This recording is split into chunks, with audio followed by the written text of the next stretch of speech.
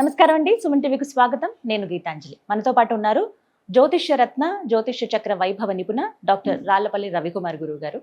మే నెలలో ద్వాదశ రాశుల జాతక ఫలితాలు ఏ విధంగా ఉన్నాయో గురువుగారి మాటలో విని తెలుసుకుందాం. ప్రతి నెల వారు ఇచ్చేటువంటి ఫలితాలు విని చాలా మంది ముందు జాగ్రత్త పడుతున్నారు. ఖచ్చితంగా జాతకాల గురించి చెప్తే భయపెట్టడం అని అనుకుంటారు, కానీ ఇది ఒక హెచ్చరిక. జాగ్రత్త పడడానికి కొన్ని సూచనలు అనేవి చాలా బాగా ఉపయోగపడతాయండి.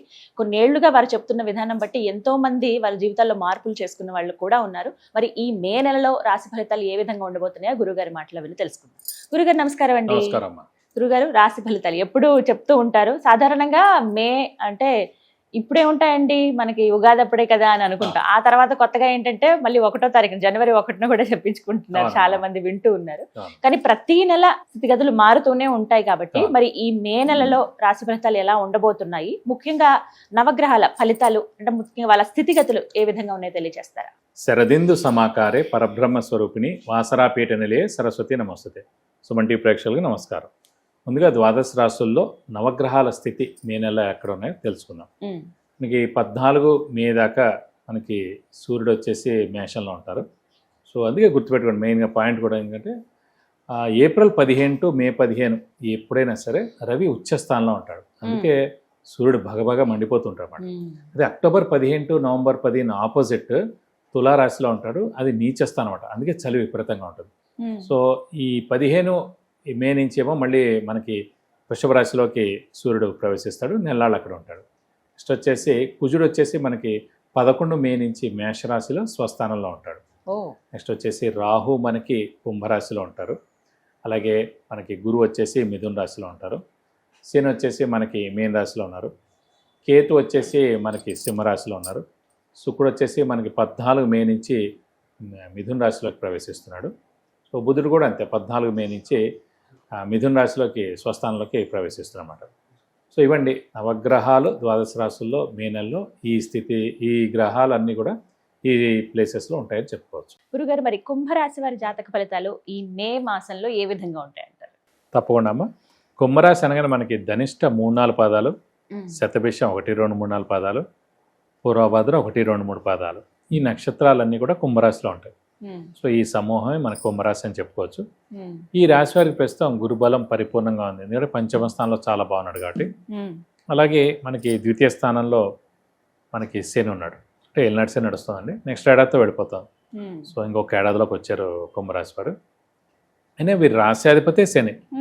సో ఎవరి రాశ్యాధిపతి వాళ్ళు అయినప్పుడు, అంటే ఇప్పుడు మన సొంతింటికి మనం నిప్పు ఎలా అయితే అంటించుకోం, అలాగే వారు రాశ్యాధిపతి వాళ్ళు కాబట్టి మేలే చేస్తారు కానీ నష్టం ఏం పరచరు.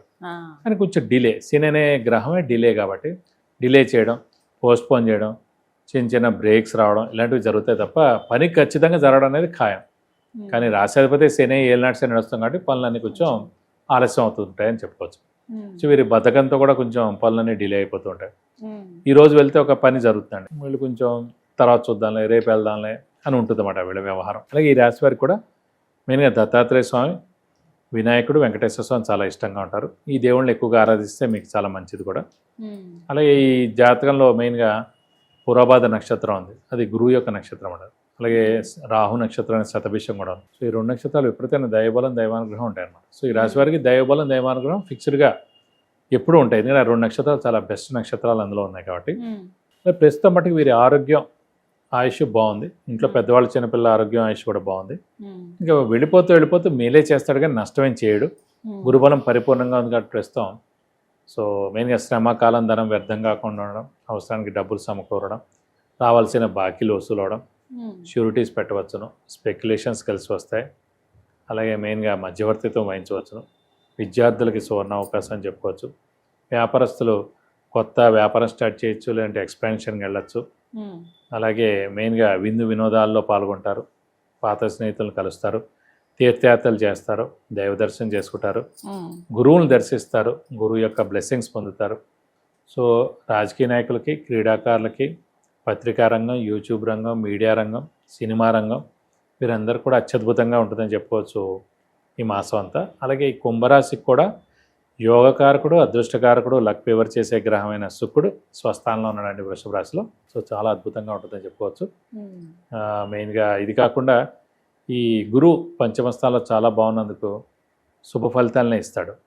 అలాగే నిరుద్యోగులు ఉద్యోగం రావడం, ఉద్యోగస్తులకి promotions, name and fame, boss నుంచి మనన, ఇవన్నీ కూడా జరుగుతాయని చెప్పుకోవచ్చు. సో కాబట్టి అత్యద్భుతంగా ఉంటుందని చెప్పుకోవచ్చు ఈ మాసం అంతా కుంభరాశి వారికి. వివాహం విషయంలో ఏమైనా ఆలోచించవచ్చా అండి ఈ మాసంలో? మెయిన్గా పంచమ స్థానంలోని గురువు చాలా బాగున్నాడు కాబట్టి అవివాహితులు ఎవరైతే ఉన్నారో వారికి సరైన సమయం ఇది వివాహం కావడానికి. సో మీరు గట్టి ప్రయత్నం చేయండి, తప్పకుండా వివాహానికి అవకాశాలు 100% ఉన్నాయి. సంతానం గురించి ఆలోచించే వారి కోసం సంతాన స్థానమే పంచమ స్థానం. అలాంటిది పంచమ స్థానంలో సంతాన కారకుడైన గురువు ఉన్నాడు కాబట్టి ఖచ్చితంగా మెయిన్గా సంతానం ఎవరికైతే లేరో వారికి ఖచ్చితంగా సంతానం కలిగేందుకు అవకాశం ఎక్కువగా ఉంది. మరి ఏమైనా పరిహారాలు తెలియజేస్తారండి? పరిహారం ప్రస్తుతం అంటే రాశిలోనే మనకి రాహు ఉన్నాడు కాబట్టి వీలైతే అమ్మవారిని, సుబ్రహ్మణ్య స్వామిని ఎక్కువగా పూజించడం, ప్రతిరోజు అమ్మవారి అష్టోత్తరం, సుబ్రహ్మణ్య స్వామి అష్టోత్తరం చదువుకుంటే మంచిది.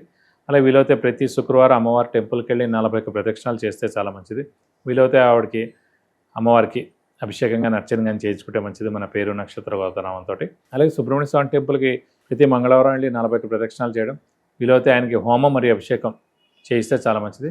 మనకి ప్రస్తుతం ఇక్కడ స్కందగిరి టెంపుల్ అని చెప్పే కానీ అక్కడ మనకి హోమం మరియు అభిషేకం సుబ్రహ్మణ్య స్వామికి చేయిస్తే మంచిది మన పేరు నక్షత్ర గోత్రనామంతో. 2000 టికెట్ ఆన్లైన్ కూడా చేయించుకోవచ్చు మనం. సో అక్కడ చేస్తే చాలా అత్యద్భుతమైన ఫలితాలు మీకు వస్తాయని చెప్పుకోవచ్చు. సో ఇలా మనకి చాలా బాగుంటుందనే చెప్పాలి ఈ రాశి వారికి మే మాసం అంతా. చక్కగా తెలియజేశారండి, ధన్యవాదాలు గురువు. నమస్కారం.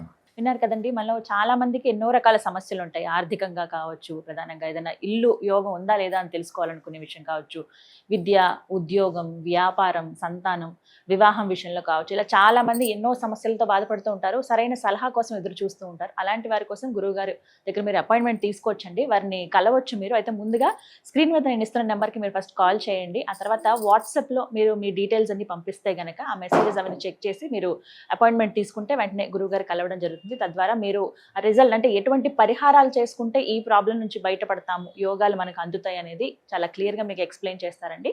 మరిన్ని వివరాల కోసం స్క్రీన్ మీద కనపడుతున్న నెంబర్కు కాల్ చేయండి. నమస్కారం.